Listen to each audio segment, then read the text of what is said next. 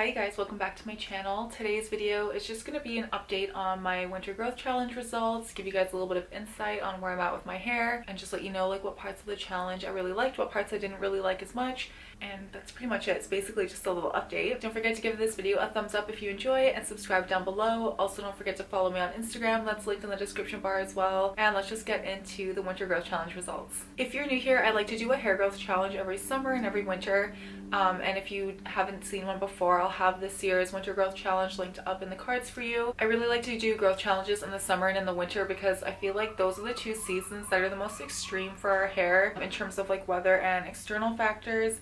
And I like to take it as an opportunity to give ourselves a little extra TLC, spend some more time on our hair care than normal. And as much as I would love to be able to get as much growth as possible and retain as much length as possible in those times, I'm also really focusing on just keeping my hair as healthy and as in good condition as possible. So we'll start off with my comparison. So here is a side-by-side of my hair at the beginning of the challenge versus my hair now at the end of the challenge. And it really doesn't look like much growth at all. My hair is pretty much the exact same length, and I still consider this a really big success, and that's because I got a trim like right near the start of the challenge. I think it was like the third week of December, and we started the challenge on December 1st and it just ended now on March 1st. So I did get a trim like right near the beginning of the challenge, and I think I took off about an inch. Could have been a little more, could have been a little less, like we didn't measure exactly. And I think I mentioned that in the original growth challenge video that I had already planned to get a trim. On average, my hair grows about half an inch a month. So if I took off about an inch in December, and that gave me like 6 weeks, almost 8 weeks to grow my hair back. So I still grew and retained like exactly what I would have hoped to grow in that time anyway. So I'm really happy with that progress. Like I'm happy that I was able to retain all the length that I grew in that amount of time. My hair is also a little bit wavier in my newer photo than it was in the original photo that I took. I usually just leave my hair as is when I take photos, so some days it's a little more wavy than other days. When I'm standing up and facing forward, my hair is pretty much just touching like the top of my belly button. So I'm really happy with my progress. I'm really happy with my length right now.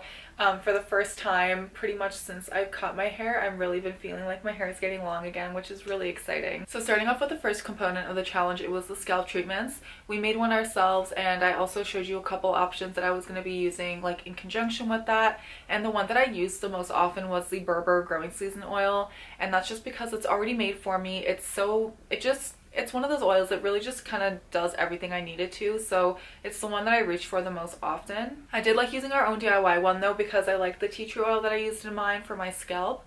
My scalp has been a little bit itchy this winter and like a little more flaky than I'm used to, so I feel like the tea tree oil in that really helped. But I really love using the Berber treatment just because the burdock root oil that's in there is just so good for your scalp. It's also super lightweight, and it's just an oil that I've been using for a couple of years now. You guys have heard me talk about it many times, and I show it in a lot of my wash day vlogs. It just works really well for me, and it's probably my favorite right now, so I just reach for that one the most. For the inversion method and scalp massages, I honestly really heavily loafed it on the inversion method. I just didn't do it as much this year as I have in other challenges. I'm not really sure why. It wasn't like intentional. The first month I did it, I started it and then kind of forgot halfway through, like I missed a day, and then every time I'd kind of like try to restart it, it just kept like lining up with my period. So I normally don't do it during my cycle. And then yeah, I would just like start it for a few days and then forget like halfway through. So each time I tried to do it, I didn't do it for the full 7 days, but I did stay really consistent with my normal scalp massages like before washing my hair when I do my scalp treatment, which again you guys have seen in my wash day vlogs and like my hair care routine video. Check those out if you haven't already, if you kind of want to see what a regular wash day looks like for me. But I really liked using my little Hinu scalp massager before my washes, and I've just really tried to take extra time in the shower when massaging my shampoo in. Yeah, I feel like it was still effective. Let me know in the comments if you use the inversion method more or if you just stuck to regular scalp massages. As much as I love the inversion method and it works really well for me, sometimes I just don't really like the feeling of being inverted.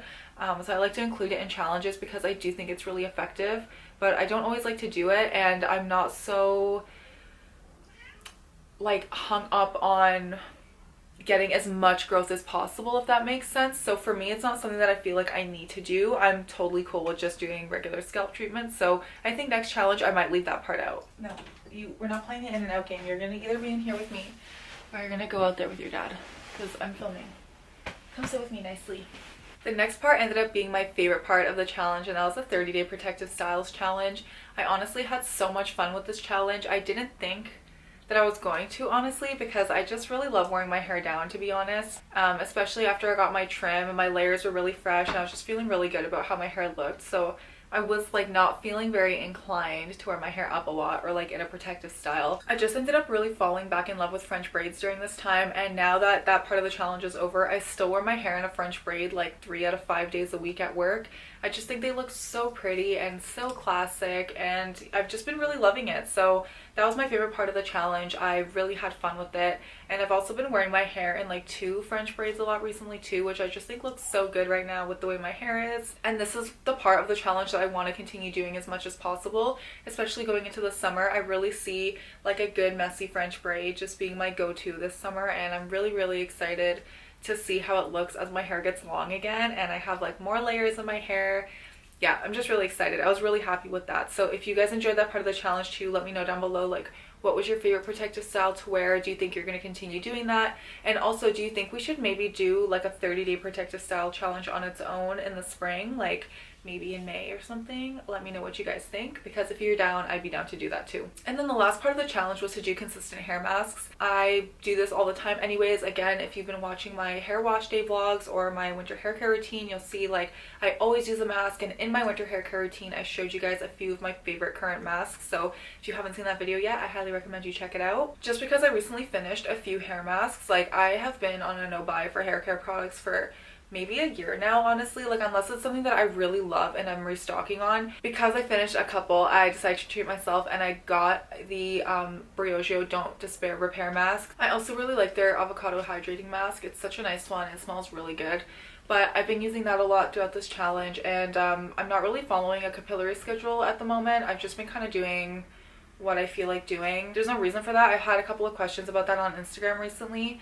I didn't stop following it for like any reason in particular. Other than that, I've just been lazy to make one. Most of the time I'm using some sort of hydration or nutrition mask, like an oil treatment or like a hydrating hair mask, and then every now and then I'll throw in like the Don't Despair Repair or something that's a little bit more like protein heavy or like repair focused, and it seems to be working just fine for my hair. I've just been kind of like going with my gut. I think in the summer I might incorporate the capillary schedule again, but for now I've just been like doing what I think. Going forward, now that the challenge is done, I do have another trim scheduled for March 27th, so I'm really excited for that. I think I'll do like a little touch off the ends and then just spruce up my layers again. My bangs are super grown out again, and it's already been like 3 months since the last trim, which is just crazy. Like I really don't know where time goes. It flies so fast. But I'm really excited for that, and then I don't think I'll be getting another one until around September, but we'll kind of see how that goes. I'll definitely get my bangs trimmed in between those time periods, but in terms of my hair itself, like I think I'll just leave it alone for the summer. But I would love to hear how you guys found this challenge this year. What did you think of it? Did you like it? Is there anything that you wish we incorporated more of? Is there anything we wish we didn't incorporate? Let me know in the comments down below, and also let me know what you guys would want to see in the summer growth challenge, so I can start planning that out. And also if you guys want to do a 30-day protective style challenge somewhere in between these two. But that's it for this video. I know it's really short, but I just wanted to give you guys a quick update. So thanks so much for watching and spending some time with me here. I really hope that you enjoyed the challenge and you at least learned something about your hair and found something that you like to do. Don't forget to like and subscribe, and I'll see you in the next one.